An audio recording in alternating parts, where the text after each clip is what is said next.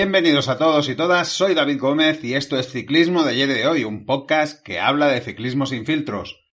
Menuda semana hemos tenido de carreras, yo creo que nos lo hemos pasado muy bien viendo la Brabantse Pils y después viendo la Amstel Gold Race. Y yo creo que hay aquí un factor común en esas dos carreras, y es la irrupción de Remco Evenepoel en la temporada.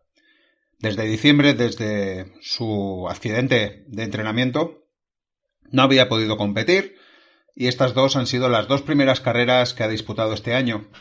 Había muchas dudas sobre el rendimiento que podría tener Remco Evenepoel en estas dos carreras. Yo creo que el viernes quedaron, si no totalmente disipadas, casi disipadas, porque se marca un carrerón con Wout van Aert. La verdad es que también hay que decirlo, que Wout van Aert también estuvo muy bien. Y quiero apuntar que aquí Wout van Aert fue el detonante de que sucediera lo que sucedió.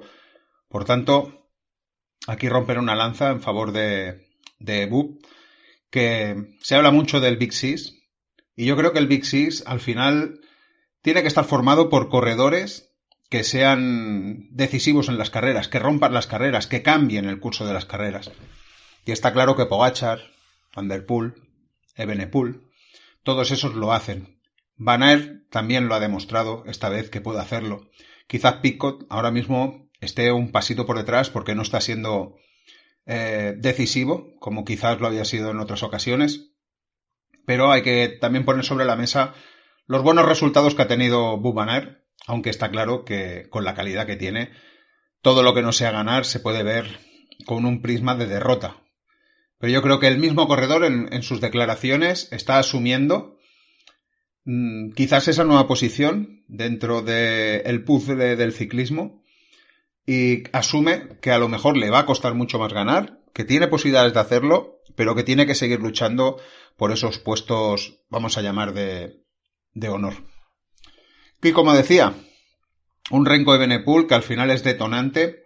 Yo creo que sin Remco Evenepoel, Matías Esquelmós no hubiera llegado nunca a Pogačar.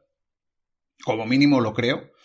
Creo que el duelo hubiera estado más igualado, incluso con el bajón que pega Pogačar al final de la carrera, incluso con el viento, porque al final el viento hubiera sido 1 contra 1.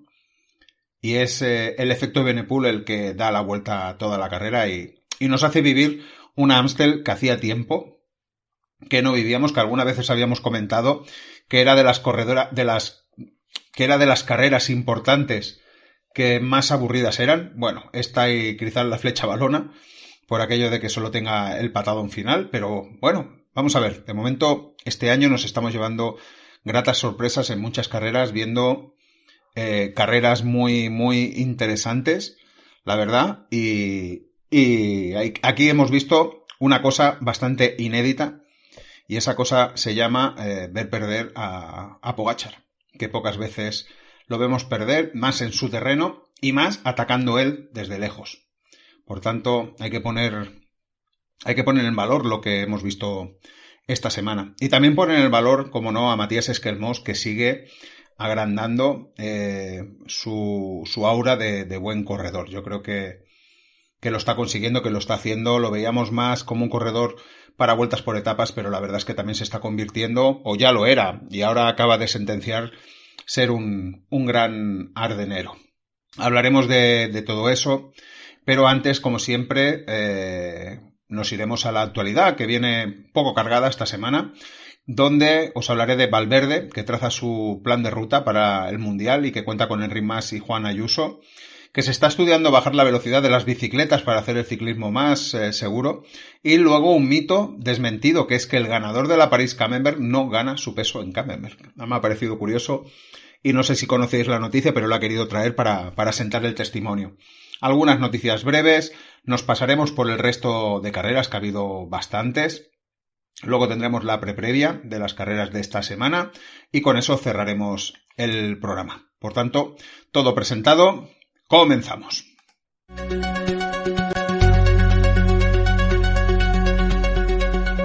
Y estamos ya en la actualidad, una actualidad que otra semana con pocas noticias, pero bueno, vamos a repasarlas. La primera de ellas, se está estudiando bajar la velocidad de las bicicletas para hacer el ciclismo más seguro. Por lo que he podido leer, David Lampertier está considerando reducir la velocidad de las bicicletas para mejorar justamente la seguridad de los corredores. Según explicó, a finales de año se elegirá una carrera piloto y se hará una prueba en ella que luego se analizará para tomar decisiones al respecto. El propio Lampertier dijo que tenía muchas dudas con esa prueba, pero que le habían pedido hacer ese estudio y que lo iban a hacer. La verdad es que con una sola carrera me parece que es muy poco, se tendrían que coger varias carreras para saber al final, ¿no? De forma estadística si lo que quieren probar al final tiene resultado o no. Por lo que parece, quieren limitar la relación de transmisión y con ello bajar la velocidad. No sé qué pensaréis vosotros. Para mí, así de primeras, no lo veo, no me parece bien. Creo en la responsabilidad de los corredores y que sabrán hacer un buen uso de las bicicletas por mucho que se pueda correr. Y no creo que nadie se ponga a competir en plan kamikaze y poniendo en riesgo su vida. ¿Qué sentido tendría ganar así si sabes que después, 2 semanas después, a lo mejor no puedes volver a competir en tu vida? No soy nadie para dar consejos, pero creo que hay muchas otras formas que se pueden estudiar para mejorar la seguridad del ciclismo y no cortarle las alas a las bicicletas. Con todo, tema de nuevo UCI controvertido y que el mismo jefe esta vez no lo ve ni claro. A ver qué sale de todo esto. Valverde traza su hoja de ruta para el Mundial y cuenta con Enric Mas y Juan Ayuso. Alejandro Valverde ya ha empezado a diseñar la estrategia para el próximo Mundial en ruta, y lo tiene claro. Enric Mas y Juan Ayuso serán los 2 líderes del grupo español. Así lo ha confirmado el seleccionador nacional, quien asegura haber hablado con ambos corredores destacando su total predisposición, la predisposición de los 2 corredores para ir al Mundial. Tienen plaza fija, ha dicho Valverde, son los 2 mejores corredores españoles y eso no se puede poner en duda y por eso tienen una plaza fija. De cara a la cita mundialista, Valverde ha trazado una planificación que incluye seguir de cerca el rendimiento de sus ciclistas, viéndolo por televisión, sobre todo, acudir al Campeonato de España en Granada y hacer un seguimiento presencial en el Tour de Francia y en la Vuelta a España. Además, planea realizar una concentración con jóvenes promesas durante el Tour de Francia para motivarlos y empezar a integrarlos en el proyecto de la selección. El murciano también anticipa que, en el caso de que el Mundial finalmente se celebre en Ruanda, sería necesario confeccionar 2 selecciones, una para el Mundial y otra para el Europeo, dado que el calendario está muy ajustado. Y lejos de mostrarse abrumado por su nueva etapa como seleccionador, Valverde pues lo vive con toda la naturalidad, como suele ser Valverde. Y dice, ser seleccionador de la absoluta de profesionales es lo más fácil que hay. Son 2 carreras al año y si te apuras son 3 si hay los juegos. La verdad es que, bueno, no sé. A mí la verdad es que no me gustan este tipo de declaraciones, pero es que son así. Por otro lado, no rehúye temas calientes como la crítica a Enric Mas por su petición a Almeida en Lechulia, donde le pidió ganar, y dice Valverde que, claro, defendió a Enric Mas como no podía hacerlo de otra forma, diciendo que se han cebado con él, que el corredor tiró al 100% para hacer podio y que la gente critica de forma muy fácil. Y finalmente sobre Pogačar, no se atrevió a compararlo con Eddy Merckx, pero sí que reconoció su grandeza. Dice que va por el camino, aunque son épocas distintas, ahora todo está mucho más medido, todo el mundo va al 100%, es más difícil ganar ahora. Hombre, pues si es más difícil ganar ahora y está llegando al número de victorias de Eddy Merckx, no sé, 2 y 2, 4. Pero bueno, yo estoy de acuerdo con que son incomparables, eso ya lo hemos dicho 1000 veces, Eddy Merckx en su momento, Pogačar ahora, y cada uno tiene su trono en el cielo del ciclismo. Seguimos con una noticia curiosa. Mito desmentido. El ganador de la París-Camembert no gana su peso en Camembert, en queso Camembert. Siempre se ha dicho, yo creo que lo he leído y escuchado desde que tengo conocimiento de la carrera, que el ganador de la París-Camembert se llevaba su peso en queso Camembert a casa. Pues bien, esta semana se ha desmentido el mito y todo porque al ganador de este año, el Underlook, el teléfono le comenzó a echar humo tras su victoria. Mucha gente le enviaba mensajes de felicitación, pero casi todos aprovechaban para decirle que les pasara a uno de los 70 kilos de Camembert que se suponía que había ganado. El corredor se lo tomó con broma y tuvo que repetir muchas veces que solo había ganado 5 cajas de Camembert, pero no 70 kilos. En la salida del Tour de Limburgo, entre bromas, Landerlock ofreció en la salida de la carrera el queso Camembert que había ganado al que quiso degustarlo. La verdad es que estuvo bien ese detalle. Los organizadores también han declarado que no entienden de dónde sale el mito, que siempre se habían dado tubos de queso Camembert al ganador y alguna botella de sidra, pero no sus kilos en queso Camembert. Me ha parecido una nueva demostración de que hacer correr un mito funciona y mira que este era divertido y hacía años que corría. La verdad es que vaya, está bien esto de desmentir un mito, pero A mí me gustaba más cuando pensaba que ganaban su peso en queso camembert. En noticias más breves, el escupitajo de Van der Poel en la E3 ya tiene precio, son 350 euros. Así que ya lo sabes, si te sobran 350 euros y tienes ganas de escupirle a Van der Poel, ya sabes lo que tienes que hacer. Lo depositas allá, le das un escupitajo y ya está. A mí me parece vergonzoso que solo sean 350 euros. No sé cuánto tendría que ser, pero a mí me parece que esto no es nada disuasorio. Al contrario, creo que la gente dirá, buah, por 350 euros... pues salgo otra vez en la tele. No sé, a mí me parece que es poca pena. Thibaut Ness tiene contrato con Líder Trek hasta 2026. Pues bien, ha anunciado que ha ampliado su contrato. Aunque no se han especificado los años, solo se ha dicho que es de larga duración. No sé, supongo que hasta 2030 o más. Han querido asegurarse el filón belga. Y Simon Clark, operado de una rodilla, será baja como mínimo hasta agosto. Una lástima que al corredor le haya surgido también ese problema. Deja que te recuerde que puedes apoyar el proyecto de ciclismo de ayer y de hoy de una forma más comprometida desde iVoox, dándole al bar en azul que encontrarás en la portada de este podcast y que dice apoyar. Haces clic y allí decides qué cantidad quieres aportar cada mes para apoyar al proyecto. Creo que es una de las mejores formas de agradecer e incentivar todas las horas de dedicación que has tras este podcast y la gran cantidad de contenido que se ofrece. Pero además tendrás acceso a los episodios exclusivos para fans, tanto nuevos como los históricos, y si lo deseas, una suscripción gratuita a mi newsletter en Subtrack, en la que también encontraréis contenido extra directo a tu correo electrónico. Para ello solo tienes que ponerte en contacto conmigo por correo, ciclismoayeroy@gmail.com, o por privado en Telegram, ya sabes, @ciclismoayeroy. Desde ya te doy las gracias por tu confianza. Estamos con la Amstel Gold Race, primera de las carreras que conforman el tríptico de las Ardenas, y antes de la irrupción de la Strade siempre se pensaba en ella como el sexto monumento. Creo que hemos tenido una carrera sorprendente, que no creo que nadie hubiera podido vaticinar lo que se llegaría a pasar, e incluso a 30 kilómetros del final estoy convencido que muchos apagaron la televisión y se pusieron a hacer la siesta al saber que la carrera estaba cerrada. Craso error. Por suerte tenemos una generación de corredores que no se rinden, que pelean, que luchan hasta el final y que nos han regalado de nuevo un carrerón con un final totalmente inesperado y que no es otro que la victoria de Matías Esquelmols en un sprint a 3 donde supera a Tadej Pogačar y a Remco Evenepoel. Casi nada. Se habla mucho sobre el beneficio de la victoria de Esquelmols en las condiciones que se ha dado. Yo soy de los que piensa que sí, que le beneficia al ciclismo por el bien del interés de las carreras y que no todo esté sentenciado. Creo que las sorpresas hacen grandes a las carreras y que de vez en cuando una sorpresa siempre está bien. Está claro que también hay parte que opina que la victoria de Pogačar hubiera sumado más a la épica como corredor, porque ya los ponemos, como hemos dicho antes, uno al lado del otro de Eddy Merckx, y que siempre es goloso, ¿no?, decir eso de que yo viví ese momento. Pero creo que suma más ver que Pogačar es humano, que puede fallar, que puede ser vencible, para los competidores, para que los competidores se sientan valientes y no se acobarden para poderle atacar, como en el caso del Amstel, salir a por él con el convencimiento de que hay posibilidades de ganarlo, y eso hará que las carreras sean mucho más divertidas. Pero vayamos con la carrera. La escapada del día estuvo protagonizada por, creo que son siete nombres, Harvick de Vires, Jelle Yannick del Unibet, Michel Hessman del Movistar, que se está empezando a dejar en las carreras como mínimo que ha empezado a correr con Movistar, Remy Cabaña, que sigue con buenas piernas intentándolo, Robben Stanan, otro de los clásicos en escapada, Jared Driessen, Cedric Beulens del Lotto y Emil Bestringe del Alpecin. No se consideran que fueran peligrosos, no había nadie que pudiera quitarle el sueño a los favoritos y por eso la ventaja llegó a ser de unos 5 minutos.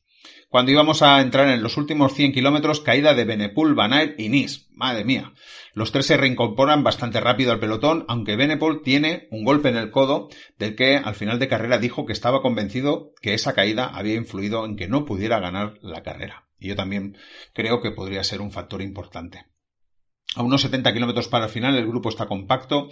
El último de los corredores de la escapada escazado es Michael Hessman del Movistar, bajo el empuje de UAE, que está gastando muchas fuerzas con el control de carrera que está ejerciendo. Seguimos así durante algunos kilómetros más, hasta que faltan 55 kilómetros para el final. Subiendo Lorber, aquí cambia la decoración de la carrera. Se pone EF a tirar muy fuerte delante con la intención de gastar todo lo que tiene para hacer una selección. Lo que consiguen es hacer una pequeña selección de corredores de equipos, es decir, que se van perdiendo coequipiers, ¿no?, corredores que pudieran trabajar para los líderes. y ya comienza a estar bien. A 53,9, una lástima, parece que Alex Aramburu, llevado por ese ritmo de EF, no puede aguantar el ritmo del grupo. Parece que se le acaba la gasolina de las últimas 2 semanas. Yo pensé que aún podía estar en la pelea, como el viernes pasado, pero se ve que no. Yo creo que a lo mejor necesitaría un pequeño descanso y recuperar fuerzas. A 52 kilómetros, relevo en la cabeza del grupo. Ahora es Lidl Trek el que comienza a trabajar. Aquí ya muestra sus cartas y nos dice que Skelmos está bien y que confían en él.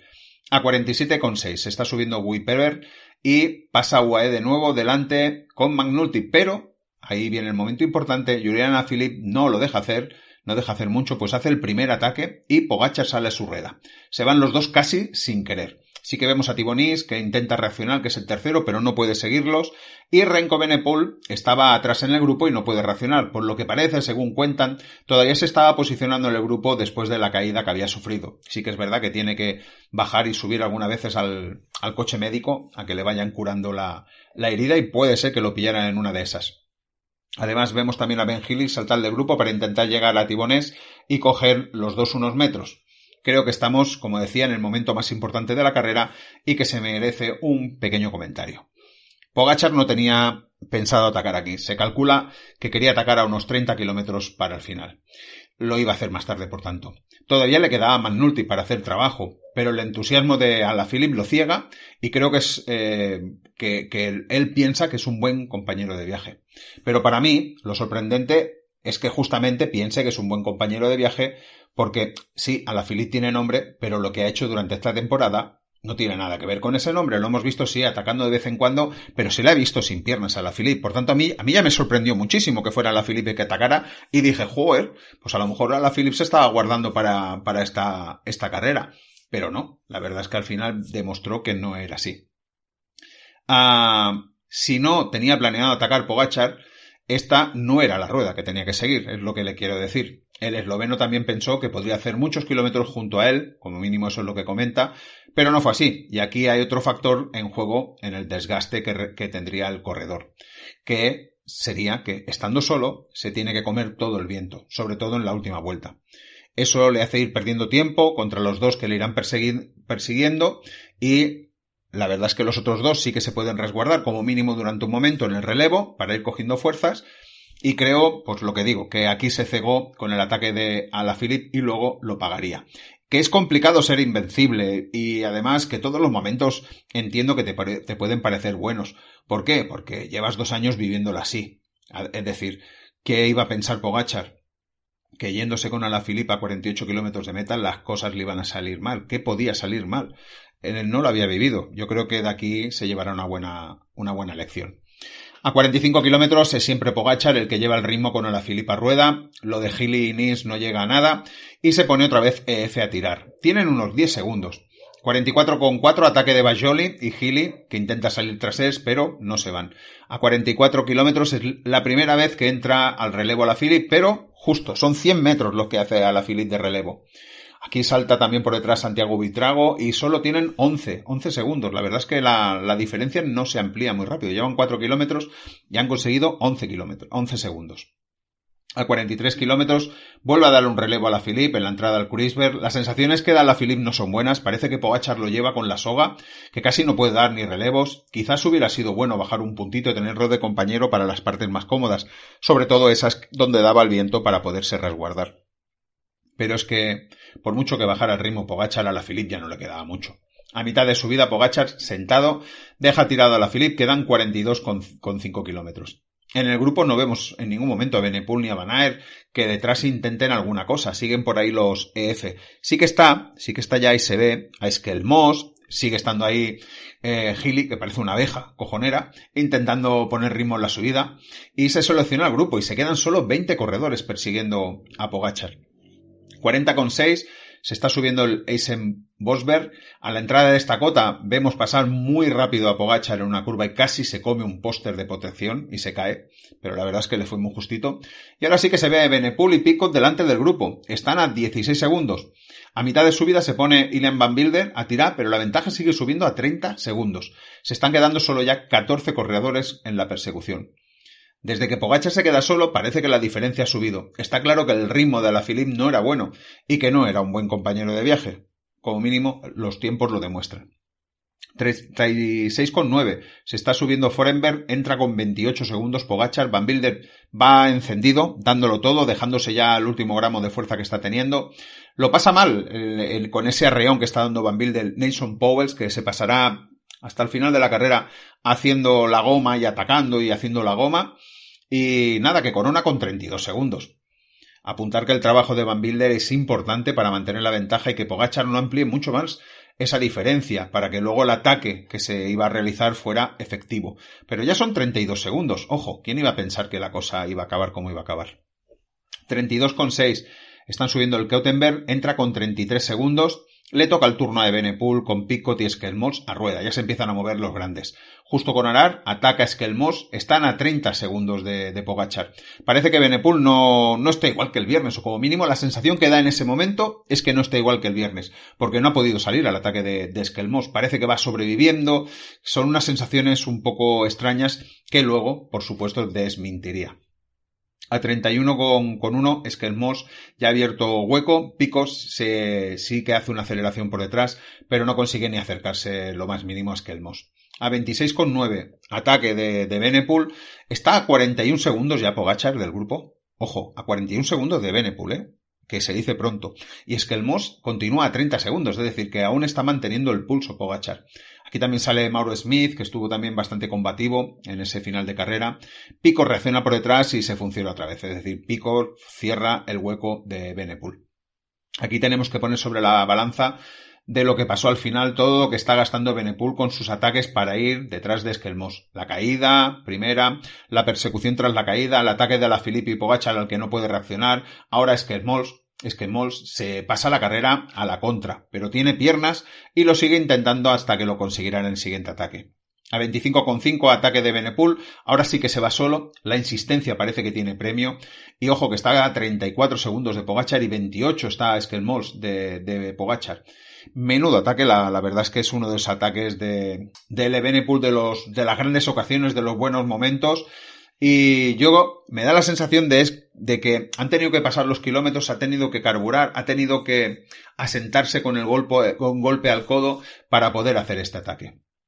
Lo mejor de todo es que Picot, que tiene vía libre para poder cazarlo, se lo mira y ni siquiera reacciona. Para mí, apunto aquí ya, una decepción que Picot no estuviera más adelante, más presente en carrera, dando también juego.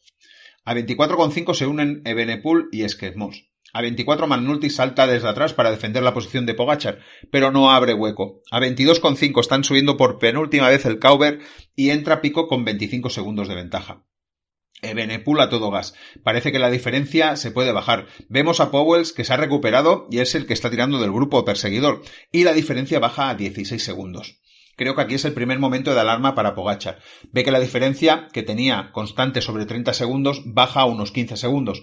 Supongo que aquí ya comienza a pensar, por primera vez en mucho tiempo, si puede llegar o no. Un primer momento de desconfianza en los 2 últimos años de su carrera deportiva. Cuidado, que tiene que ser tremendo. Eso yo creo que al final hace que Pogačar, pues no sé, seguramente bajará el ritmo para oxigenar piernas y para darlo todo en la última vuelta. Como veremos, que hay un momento de que, en el momento que revive, aunque comentaré alguna cosa más. 20,7.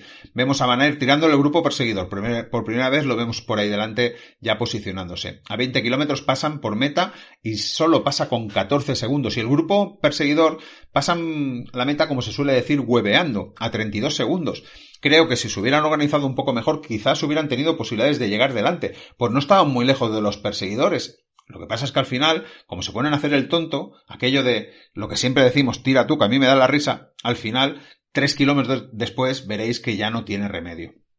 Vamos con esos 3 kilómetros, quedan 17, la ventaja vuelve a subir a 22, lo que os decía, revive Pogačar y los perseguidores ya están a 54, es decir, que aquí ya no tienen nada que hacer. Quizás lo que ya os decía, la teoría de la oxigenación de las piernas podría ser correcta en este momento. Aquí quiero añadir un comentario que Skelmos hizo al final de la carrera, y es que le pide a Evenepoel que en las subidas afloje un poco el ritmo, pues veía que se podía quedar. Quizás sea eso lo que pudo pasar en estos momentos, que parecía que Pogačar se recuperara, justamente que Evenepoel hiciera un poquito menos. Y qué bueno es que Moss, aplicando la norma de Chente García, hazte el muerto. Creo que le dice eso a Evenepoel también, para ir un poquito más desfogado, pero diciéndole, soy vulnerable y si ya creías que me podías ganar, ahora con más razón.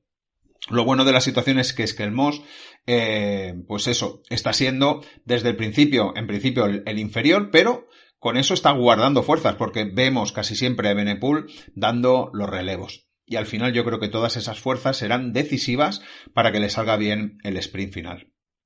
A 12,8, nuevo ataque de Healy. Hay que hacerle un monumento a este corredor. Qué coraje tiene, intentándolo hasta el final, al final. La verdad es que, me encanta. A 12 kilómetros, la ventaja de Bull va a ser de 13 segundos. ¿Está Pogačar ya en crisis? Estoy preguntándome en ese momento. Lo ven, lo están viendo. Lo ven en las rectas, lo Evenepoel y Esquelmós. Y Pogačar parece nervioso porque por primera vez lo vemos mirando atrás. Creo que en los últimos 2 años, no sé si será la primera o la segunda vez que vemos una cosa así. Pogačar sigue mirando atrás, parece que no tiene piernas para afrontar el final en solitario, y yo aquí comienzo a pensar si le está pasando fractura Roubaix. Creo que lo comenté en la previa, que no es fácil recuperar el de Roubaix, y menos viniendo de Flandes. Me da que si quería intentar ganar todas las carreras del Tríptico este año, no era el más indicado. Supongo que habrá aprendido la lección y que la próxima vez que quiera intentar el Tríptico lo hará sin disputar Roubaix. Esa Roubaix no planificada, creo, sinceramente, que es la causante de la derrota de Pogačar en Amstel. Y si no, a lo mejor de aquí un tiempo no lo dirán. 11,2, la ventaja es de 9 segundos. La cosa se pone emocionante. No podíamos imaginarlo en ningún momento. 10,1, vuelve a atacar Healy con Barré a rueda. Gran carrera del corredor de Intermarché que confirma la buena temporada que está haciendo. La verdad es que está haciendo un salto de calidad brutal este Luis Barré. Nos dan repeticiones de Pogačar mirando atrás, nervioso, está a 9 segundos. Y a 8,8 solo son 7 segundos y Pogačar sigue mirando atrás y, ojo, echa mano del bidón, se echa un trago y frena. Lo van a cazar. Estamos ante un momento insólito que hacía tiempo que no veíamos. Creo que solo podemos recordar el momento del Tour de Francia de 2024 en la etapa 11, donde Pogačar fue atrapado por Jonas Vingegaard y luego le gana el sprint. Aquella etapa donde pensábamos que Jonas Vingegaard había revivido y que teníamos Tour por medio. El siguiente momento sería ya en el Mundial de 2020 en Imola, cuando Pogačar atacó en los últimos kilómetros y fue atrapado por el grupo. Pero casi ni lo tendría en cuenta, pues en ese momento Pogačar sí, acababa de ganar su primer Tour de Francia, pero no era el matador que es ahora. Y yo vi ese ataque como una inmolación para desgastar el grupo y que Roglic tuviera más posibilidades de ganar. ¿Os acordáis quién ganó ese día? Sí, Alaphilippe, que vuelve a estar presente en estos momentos donde Pogačar ha perdido una carrera después de atacar. También es un buen momento para añadir el comentario de Pogačar tras finalizar la carrera, y dijo que en vista de la resistencia que tenía el viento y del esfuerzo que estaba haciendo, decidió esperar para que no lo cazaran luego y se deshicieran de él en el final. Pensó que les podría ganar el sprint, aunque sabía que era una apuesta arriesgada, pero tenía que probarlo. Al final le salió mal la jugada. A 8 kilómetros lo cazan y solo llegar Evenepoel se pone a 1000 y Pogačar lo pasa muy mal. Es aquello de que hace la goma y parece que se va a romper, pero bueno, la insistencia de Pogačar al final los caza. A 4,9 llega Van Aert a la altura de Ben Hill y Barré, que siguen por allí peleando. A 2,6 entramos por última vez al Cauber.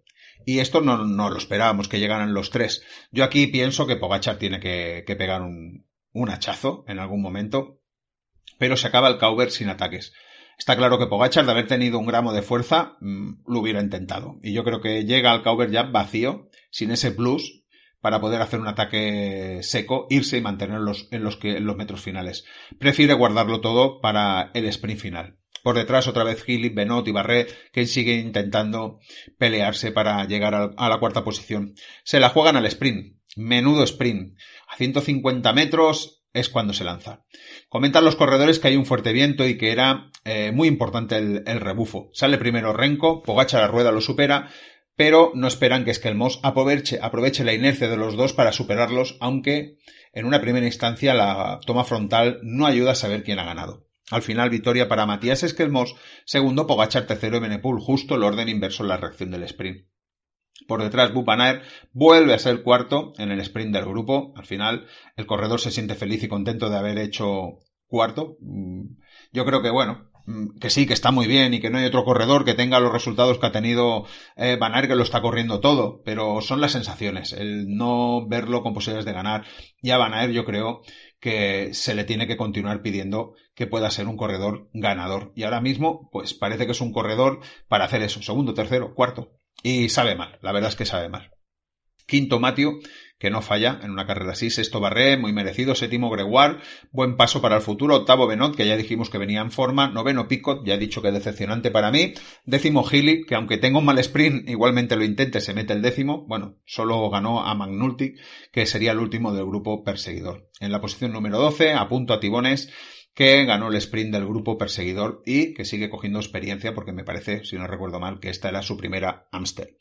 Gran victoria de Matías Esquelmor, la más importante en su carrera deportiva de un día. No podemos olvidar que ganó el Tour de Suiza de 2023, pero lo que está claro es que está abriendo horizontes y veremos si no consigue la Flecha Wallonie y algo más. Creo que el año pasado acabó segundo en la Flecha Wallonie. Esquelmor nada más llegar a meta se pone a llorar. Acaba de hacer algo increíble, pero es que además le viene el recuerdo de su abuelo fallecido un mes atrás y al que le quería dedicar una victoria. No sé si alguna vez se le pasó por la cabeza que sería de esta importancia y con los protagonistas con los que se la jugó. Si lo intentas pensar antes y lo planificas, creo que no te sale mejor. La verdad es que fue brutal. Pogačar lo vemos soplar. Menudo palo que se lleva. Parecía invencible, pero al final ha demostrado que también es humano. Creo que tanta planificación como la que demuestran tener esta vez no les ha salido bien. Lo digo por la Roubaix y no voy a incidir más en el tema. Atención, la última vez que Pogačar perdió 2 carreras seguidas se remonta a octubre de 2023, cuando tras ser segundo del Tour acumuló 6 derrotas seguidas, creo que fueron el Mundial y 5 clásicas italianas. Luego ya ganaría Lombardía y comenzaría la racha hasta hoy. He visto también un dato sobre corredores que han hecho top 50 en Roubaix y Amstel este año y que solo hay 2. Pogačar, que ha hecho segundo las 2 veces, y Van Aert, que ha hecho cuarto las 2 veces. Curioso. No he tenido tiempo de comprobar cuántos repiten carrera, pero no creo que sean muchos y por tanto el dato estadístico no sería tampoco muy significativo, aunque nos diga alguna cosa sobre la dificultad de complementar una carrera y la otra. En el podio, el único que se bebe la caña completa es Pogačar. Los otros 2 ni la prueban. No sé, podrían hacer una cerveza sin alcohol, si ese es el problema, o quizás simplemente no les gustan. Pero yo creo que es un feo a la organización. Quizás hacer el gesto de beber, aunque no bebas, y ya, te haces la foto y se acabó. Y casi para cerrar, consejo para Pogačar, que se salte la Flecha Valona. Allí no tiene nada que ganar. Y yo creo que tiene mucho que perder y que se centre en ganar Lieja y que luego ya vaya a por el Tour de Francia. Y yo creo que Vingegaard desde la lejanía, yo creo que hizo una sonrisa porque ha visto a Pogačar que puede ser vulnerable y eso le puede dar un balón de oxígeno a Vingegaard porque en los últimos envites la verdad es que no le había ido tan bien. Vamos a ver, yo creo que esto hace que las expectativas frente al Tour de Francia sean mucho mejor.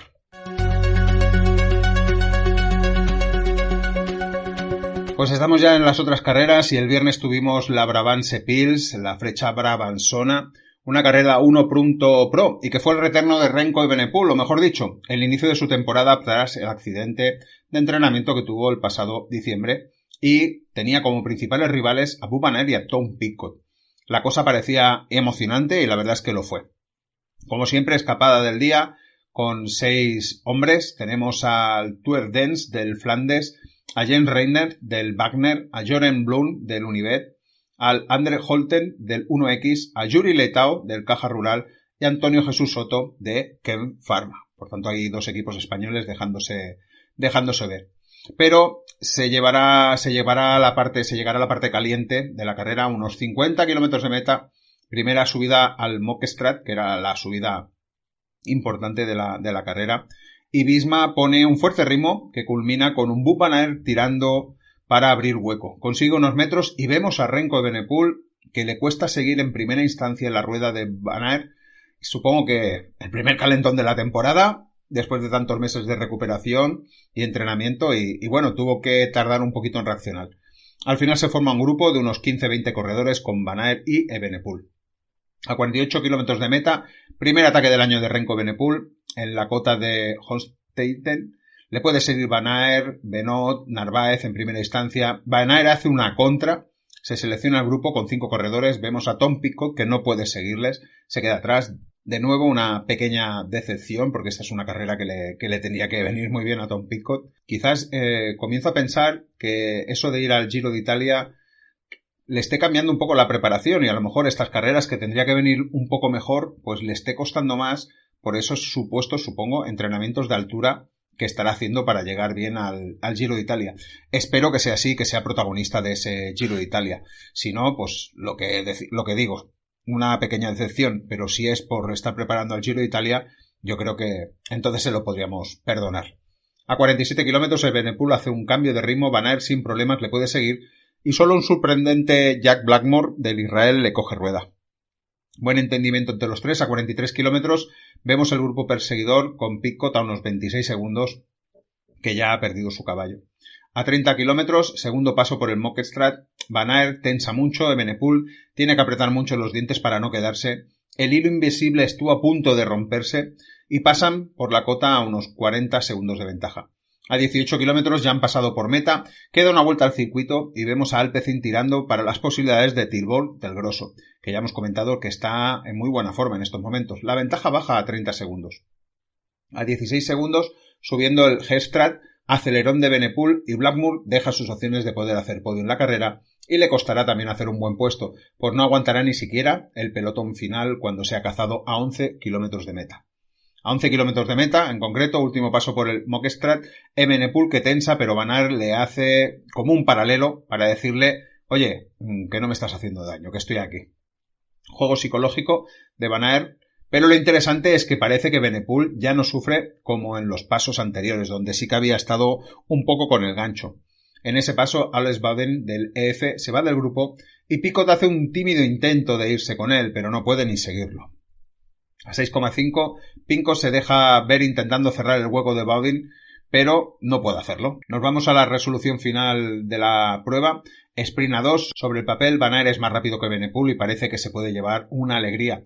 Evenepoel, que lo sabe, e intenta hacer lo de que siempre le hace daño a Van Aert, lanzar un sprint largo de más de 200 metros y mantenerlo. Era su única opción y le sale bien. Van Aert no tiene ninguna opción de superarlo. Victoria para Evenepoel en su primera carrera del año, cosa que ya había conseguido en 2022 y 2024. Victoria número 60 como profesional. Y Van Aert de nuevo con la miel en los labios, últimas 4 carreras que ha disputado, 2 segundos, 2 cuartos y perdiendo 2 sprints. En el grupo, Bowden es cazado en los últimos metros y Antonio Morgado hace tercero con Alex Aramburu cuarto y Eduard Prades quinto, gran puesto para el Caja Rural, que no sumaba tantos puntos UCI el corredor en una prueba desde agosto de 2021, por tanto, buenísimo esa posición. Tom Pidcock acabará en la posición número 11.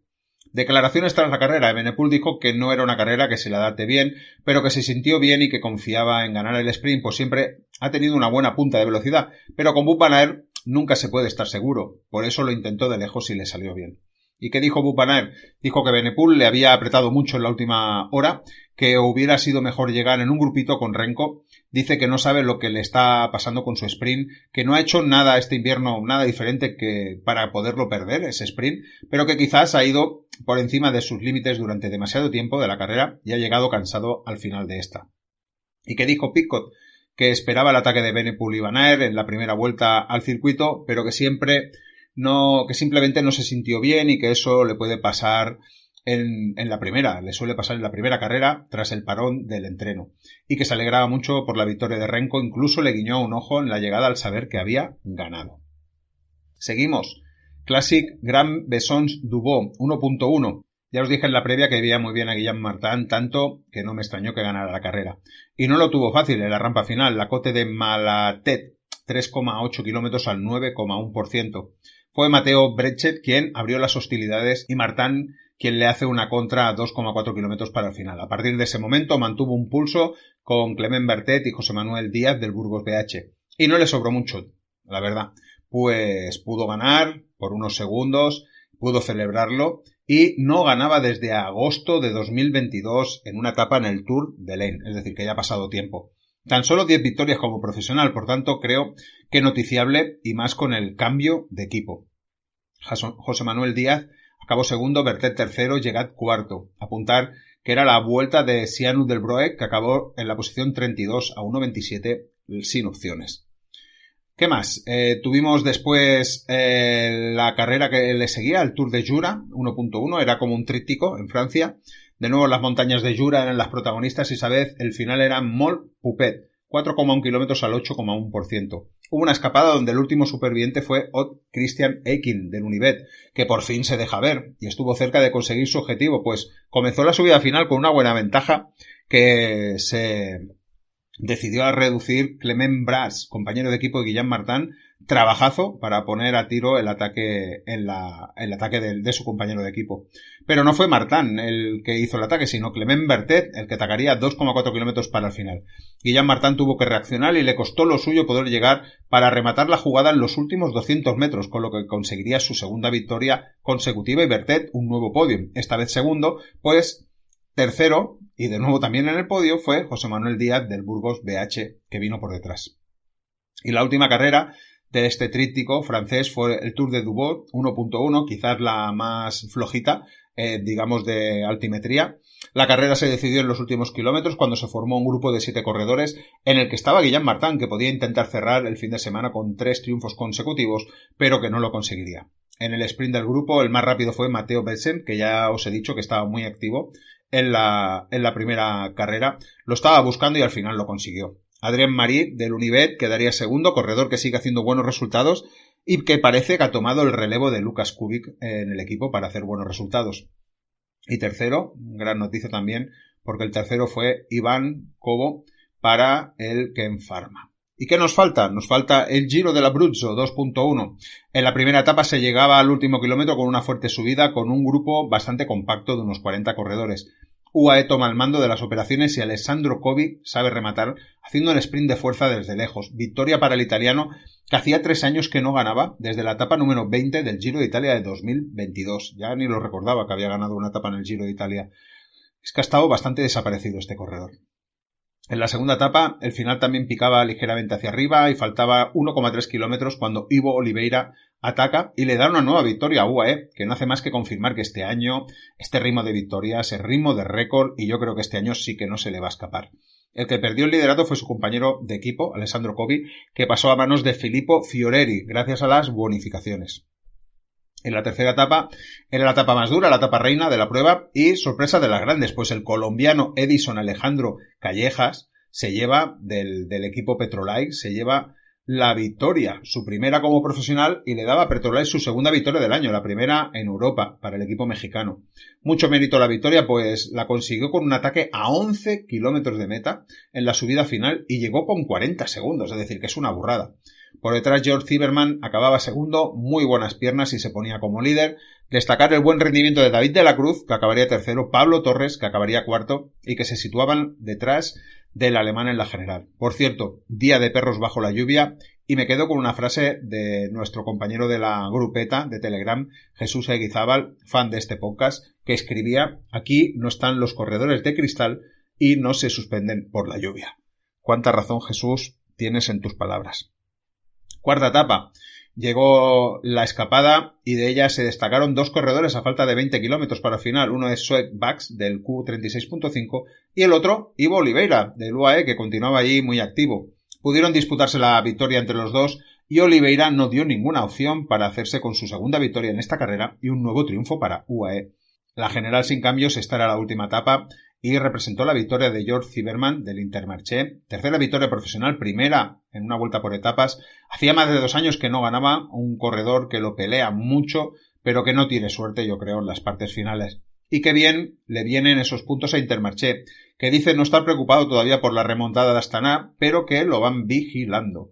Segundo, muy bien, David de la Cruz, ya lo hemos dicho, haciendo los mejores números de las últimas, yo creo, 4 temporadas, por tanto es como un renacimiento, yo espero que continúe así durante toda la temporada. Y tercero, pues el joven Pablo Torres del UAE, que se sigue fogueando en su mejor posición final en el debut en esta temporada.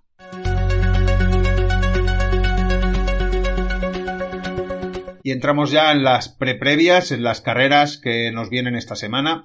Y ya tenemos en marcha el Tour of Alps 2.pro. Como siempre suelo decir, cuando la presento, una de mis carreras favoritas. Ya cuando se disputaba bajo el nombre del Giro del Trentino, siempre la miraba con buenos ojos y es que es una de las carreras de preparación y lo que sería el pistoletazo de salida para el Giro de Italia, que lo tenemos nada, a la vuelta de la esquina, de aquí 3 semanitas. 5 etapones, sin descanso, montaña, montaña y más montaña. Se puede decir que solo un día acaba en subida, pues la dureza la tienen la suma de metros de desnivel positivo con los puertos de paso que van superando, que la verdad hay pocos que sean categorizados y hay muchísimos que se suben que no tienen categoría. Yo creo que es una cuestión de no pagar por esos premios, pero la verdad es que se suben una infinidad de puertos. El año pasado la victoria fue para Juanpe López, seguro que le recordaréis el carrerón que hizo Juanpe en esta carrera. Y compartí con todos vosotros la previa de esta carrera, tenéis el enlace en la comunidad de este podcast y si no, pues ya lo sabéis que la podéis encontrar también en Subtrack y que os invito a que también os apuntéis al Subtrack. Espero que la previa sea de vuestro interés. El miércoles la Flecha Valone, segunda de las pruebas del Tríptico de Ardenas, una carrera de sobras conocidas por todos, con el patadón final al muro de hoy y con la gracia de ver a Pogačar, y yo lo pongo aquí con un interrogante, por aquello que os decía yo, que no sea que nos dé la sorpresa de que no la va a disputar. Yo creo que estaría bien que no lo hiciera y que se centrara en Lieja, pero ya veremos. Pogačar la ha disputado en 5 ocasiones, pero solo en la última, en 2023, la pudo ganar. Como siempre, os contaré más en la previa que espero hacer, supongo que el martes por la tarde, como muy tarde. El jueves comienza la Vuelta a Asturias, Julio Álvarez Mendo 2.1, otra de las pruebas que algunos pueden tomarse como preparación para el Giro de Italia. La buena noticia es que ha ganado un día, pasa de 3 a 4 días, y eso siempre es de agradecer para poder disfrutar de las tierras asturianas. 4 etapas de corte similar, sin llegadas en alto, pero con una subida importante a pocos kilómetros de meta que hace que haya mucha lucha por intentar romper la carrera. Quizás la tercera etapa sea un poco más diferente, por la dureza está muy concentrada en el medio de la etapa y no está ese puerto a pocos kilómetros que os hablaba. En el momento que estoy grabando, la Starlist está bastante vacía y no sé si me dará tiempo. Me gustaría mucho poder hacer la previa para Subtrack, pero no sé si me va a dar tiempo, no prometo nada, lo intentaré. Y el domingo tenemos la Lieja-Bastogne-Lieja, tenemos la gran carrera de la semana, el cuarto monumento, el que cierra el Tríptico de Ardenas, y de nuevo un pulso entre Pogačar para ver si consigue su noveno monumento. Aquí la gracia puede ser ver de nuevo un enfrentamiento entre Benepul y Pogačar. Creo que también, ahora no lo tengo de memoria, pero creo que también estará Skelmos. Y la verdad es que después de lo sucedido en la Amstel, pues la cosa queda como un poco en el aire. Quizás antes lo teníamos un poco más claro, que Pogačar iba a ser invencible en esta carrera, y ahora a lo mejor hay que pensárselo un poco más. Vamos a ver. Os contaré algo más en la previa que espero hacer también para... En este caso también espero, no sé, intentaré hacerla también en audio, en los dos formatos, audio y escrita.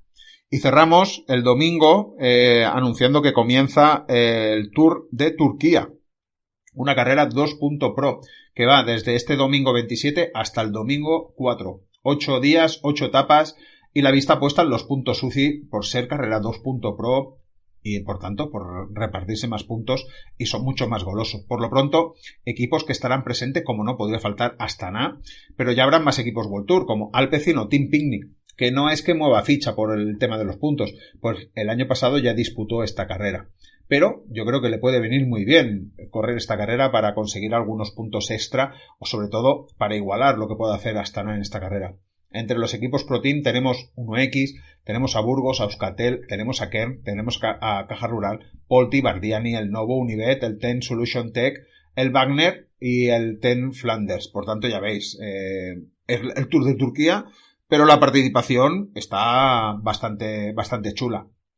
Las etapas en principio decisivas serán la etapa 4 y 6 con finales en alto, pero habrá otras etapas donde se pueden considerar de media montaña que podrían dar bastante juego a la carrera.